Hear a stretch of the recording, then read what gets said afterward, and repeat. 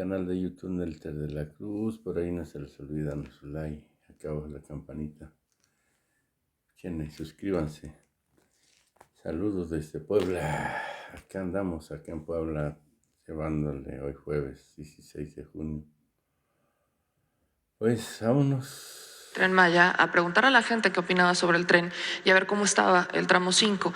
Para llegar, entramos por un camino en donde está justo a un lado de Río Secreto, por el ejido de Playa del Carmen, y junto está Calica. Esto prácticamente Calica, Río Secreto y Xcaret están a 1 kilómetro de distancia. Esto se lo planteamos, presidente, porque preguntándole a la gente qué opinaba sobre el Tren Maya, nos dieron dos posturas.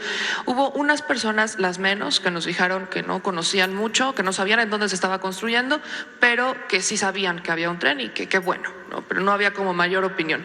Y hubo otro grupo que nos decía que incluso los turistas europeos estaban muy emocionados porque se habían enterado del Tren Maya y ya lo querían usar para conocer otras ciudades. Pero mientras nosotros investigábamos y le preguntábamos a la gente, nos encontramos con una periodista de Quintana Roo, con Selene Contreras, que ella ha estado investigando y ha estado llevando un caso particular en contra de uno de los socios de Río Secreto, que de hecho también es de los que está en esta campaña de Sélvame el Tren, sobre la invasión de unas propiedades. Están invadiendo propiedades, bueno, Otto Bombetrapmer particularmente está invadiendo propiedades en Yucatán o en Quintana Roo, perdón, y es un pleito que traen ahí, vaya, es algo incluso normal, ya sí nos lo reportaron en Quintana Roo, la invasión de propiedades por parte de empresarios, que en vez de querer, o sea, en vez de hacer el avalúo y pagar como tal la propiedad, le pagan a unas personas para que invadan una propiedad, se haga un pleito legal y entonces se puedan hacer de la propiedad a un costo mucho menor del cual actualmente vale. Entonces, sobre esto preguntarle si ¿existe alguna estrategia o algo que pueda hacer el gobierno federal en contra de estas invasiones que en la región en realidad ya son normalizadas, que es un problema que viene desde hace mucho tiempo? En Yucatán también nos reportan otras invasiones por parte, ahí sí mencionan a Lorete Mola y mencionan a otro grupo de empresarios que están invadiendo propiedades privadas y sobre todo propiedades de adultos mayores y personas mayablantes. ¿Existe alguna estrategia que se pueda, en donde el gobierno federal pueda resolver estos problemas de invasión? Sí, estamos resolviendo problemas agrarios en la medida de lo posible, ¿no? Porque avanzó mucho del despojo de la propiedad social. Volvemos a Salinas. Reformaron el artículo 27 de la Constitución para poner al mercado las tierras ejidales. Y ahora hay ejidatarios que son latifundistas. Desde luego, no son campesinos. Hay gente que ha ido adquiriendo propiedades, sobre todo en zonas turísticas.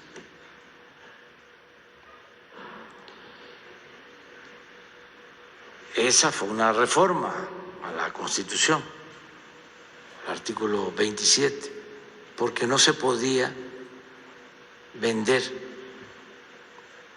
la tierra ejidal.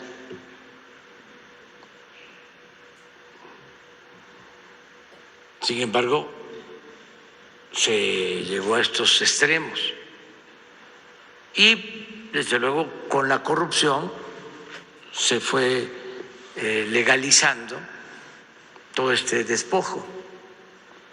Y da mucha tristeza de que los campesinos o hijos de ejidatarios ahora trabajan como peones asalariados en las propiedades que fueron de sus antepasados. En el caso de la Riviera Maya, ahí donde estuvieron, eso era tierra nacional.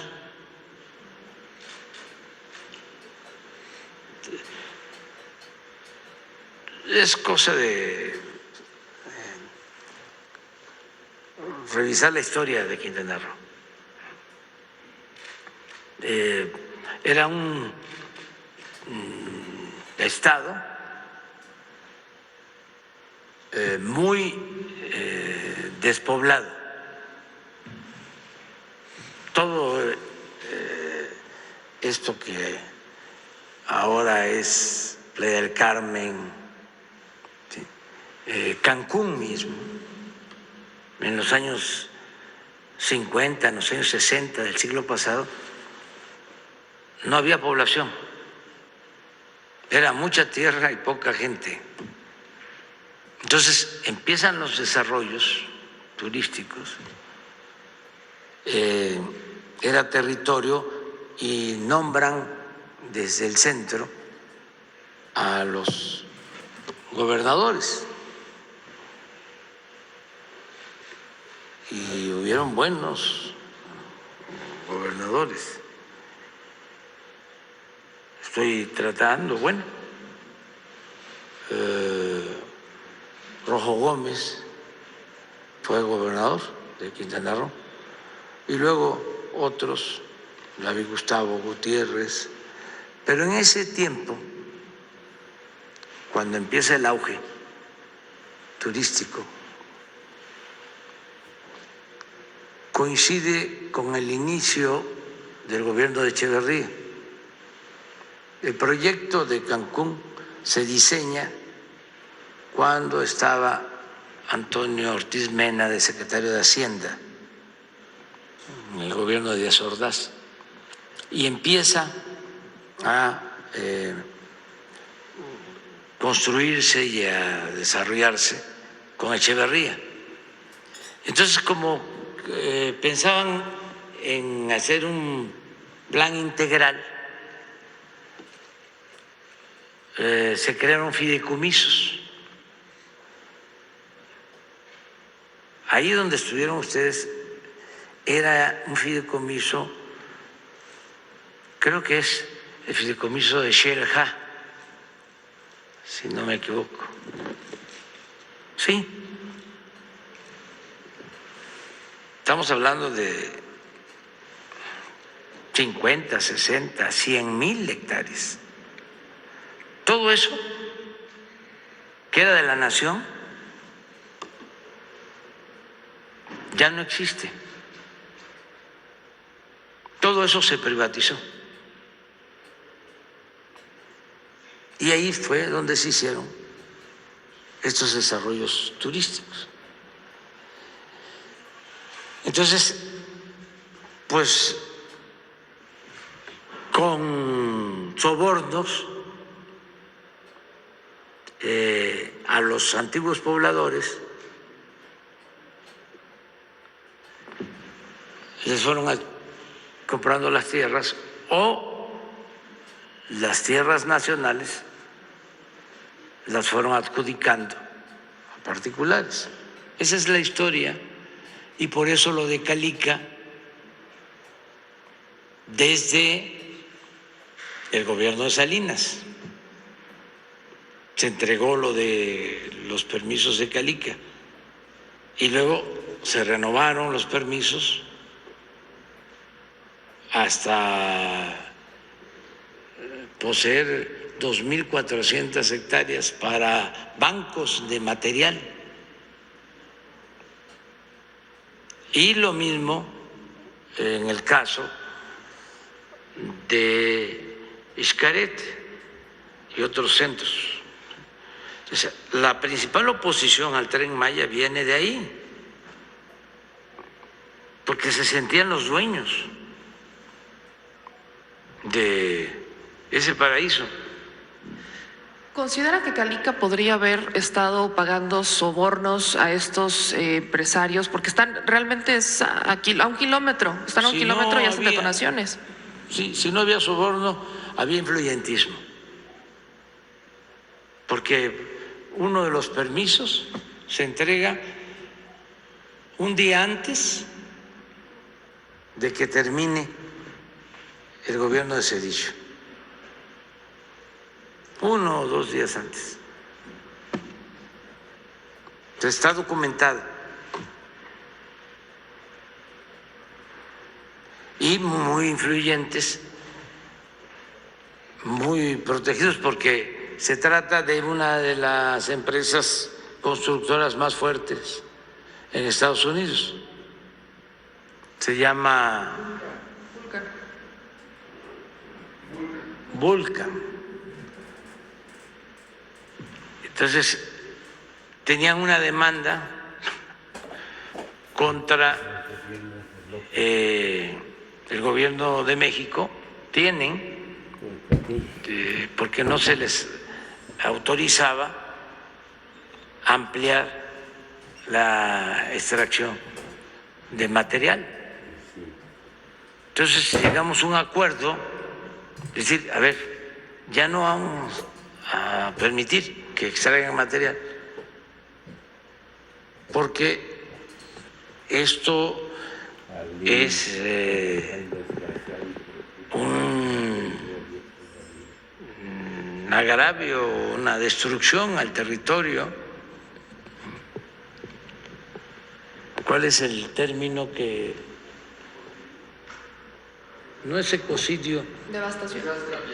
Desastre ambiental. Un desastre ecológico, ambiental. Entonces llegamos al acuerdo, les dimos 2 o 3 opciones. Una, se les dan los permisos para que puedan construir con materiales adecuados, como campamentos, utilizar lo que ya escarbaron y que ya son como albercas. No sabíamos, por ejemplo, al principio que han extraído material de 8 o 9 metros de profundidad. O sea, debajo del mar. ¿Sí? Bueno, esa es una opción. Pero además les damos la concesión, se les otorga la concesión para que el puerto, en vez de estar sacando material, sea un puerto de cruceros, que no hay en esa zona, en el macizo continental, no hay. Sí, dijimos, siempre y cuando ya no sigan extrayendo material, que no usen como banco de material, porque se llevan ese material a Estados Unidos. De hecho, presidente, sobre este tema ha hablado con el presidente de Estados Unidos o con el embajador o con alguien. Sí, con el embajador sí, y ellos lo saben. Y vamos a seguir hablando. Entonces, nos dicen sí, nos interesa, y nos traen un proyecto. Entonces, muy bien, nada más que necesitamos la autorización del Consejo de la empresa. Bueno, pues que se busque la autorización del Consejo de la empresa. Mientras tanto, sí, no queremos que sigan extrayendo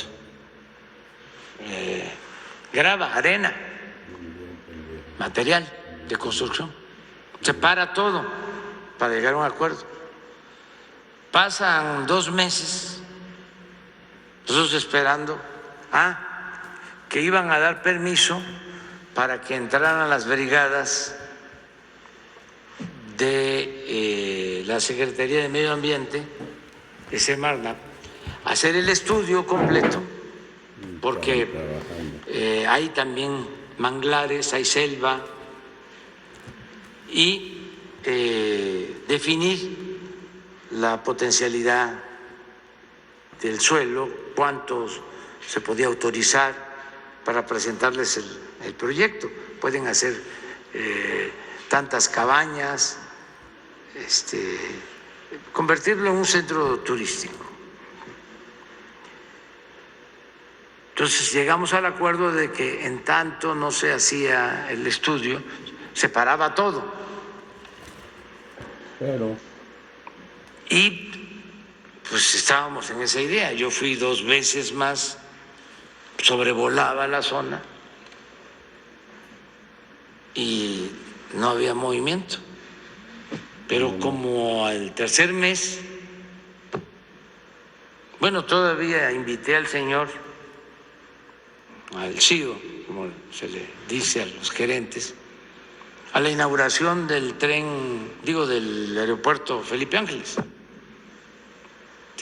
Y muy buenas relaciones, y tenemos buenas relaciones. O sea, pues aquí no se trata de asuntos personales.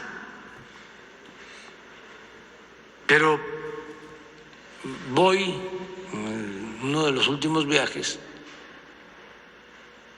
y entonces me informan de que estaban trabajando, de que no habían parado.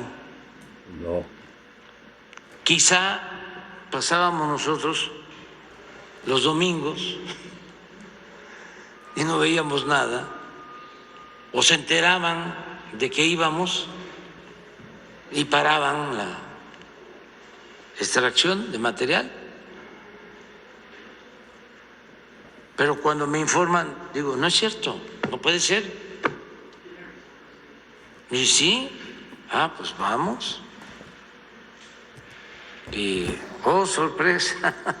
De hecho, cuando fuimos los vimos trabajar y Vulcan mandó un comunicado hace no mucho diciendo que el gobierno de México ilegalmente había frenado las labores dentro de Calica y que ellos seguirían luchando para conseguir que les autorizaran volver a un pleno estado laboral dentro de la empresa. Sí, entonces ahí sí ya pues,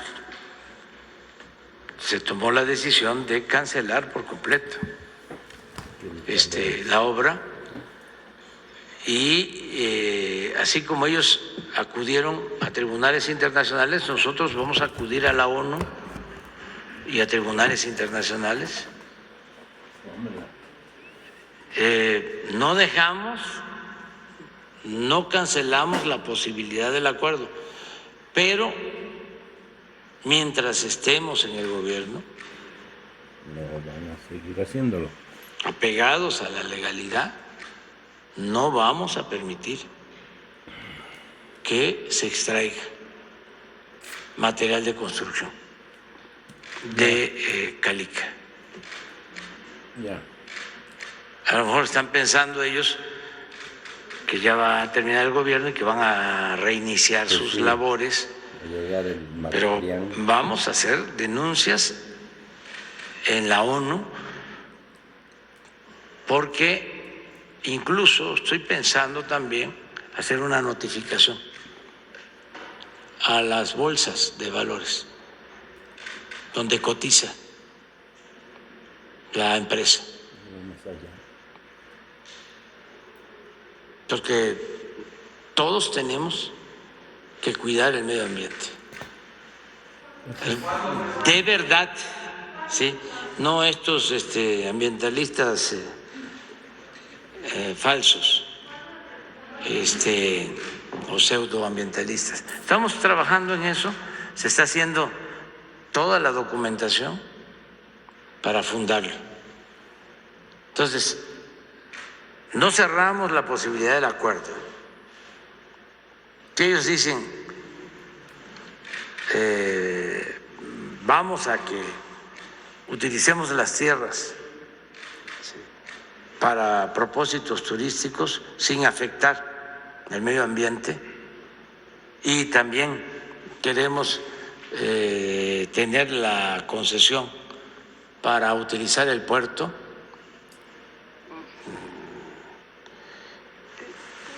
Estamos en lo mismo. Es más,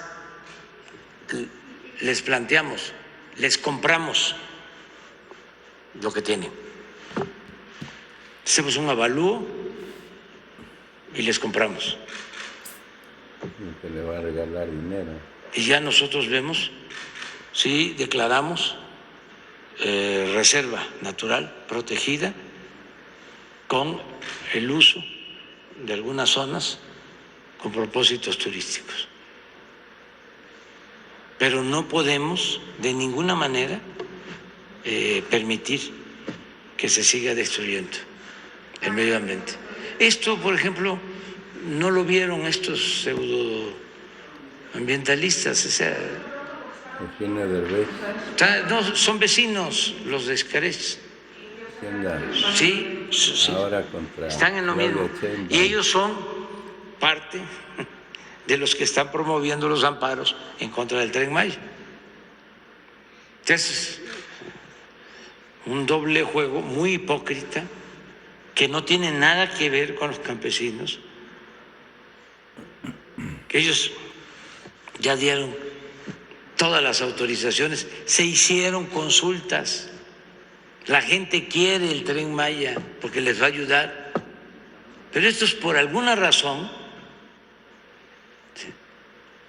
porque se sienten que les va a afectar sus negocios, o porque eran los únicos, o porque si ellos no autorizaban no se podía hacer nada, o por su conservadurismo, porque todos ellos, o la mayoría,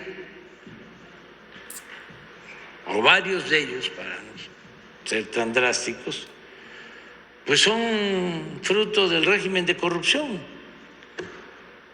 y les molesta lo que se hace, lo que dices, por ejemplo, del manejo de la tenencia de la tierra en toda esa zona.